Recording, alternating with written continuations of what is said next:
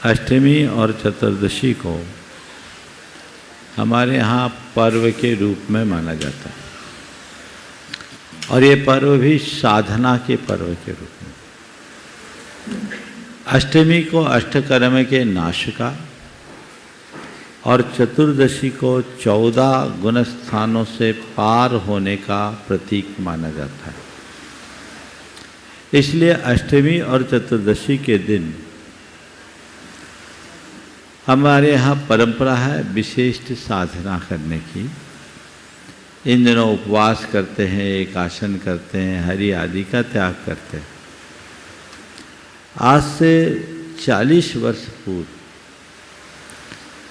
मैंने एक शोध लेख पढ़ा था। उस लेख में एक बहुत ही अच्छी बात प्रकाश में आई। वह जो शोध था वो अमेरिका और यूरोपीय देशों में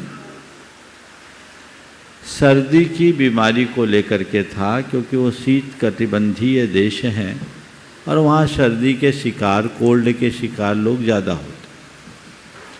तो उसमें जो लिखा गया उसका सार मैं आप सबसे बताना चाहूँगा।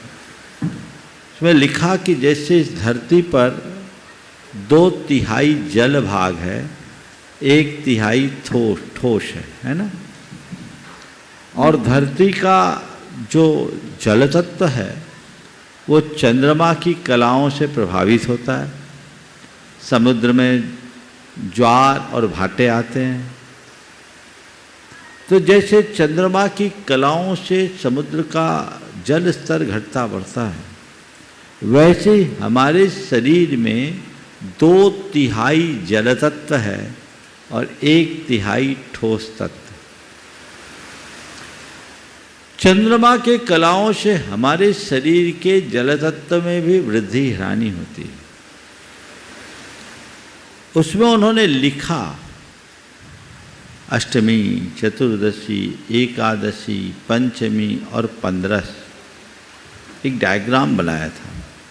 इन तिथियों में जल तत्व उफान पर रहता है। शायद इसी वजह से भारतीय परंपरा में, विशेषतया जैन परंपरा में, इन तिथियों में उपवास रखा जाता है। जैनों में उपवास नहीं तो एकासन भी नहीं कर पाए तो हरि ना खाए, ताकि शरीर में अतिरिक्त जल तत्व की कमी ना हो, उसकी आवश्यकता न पड़े।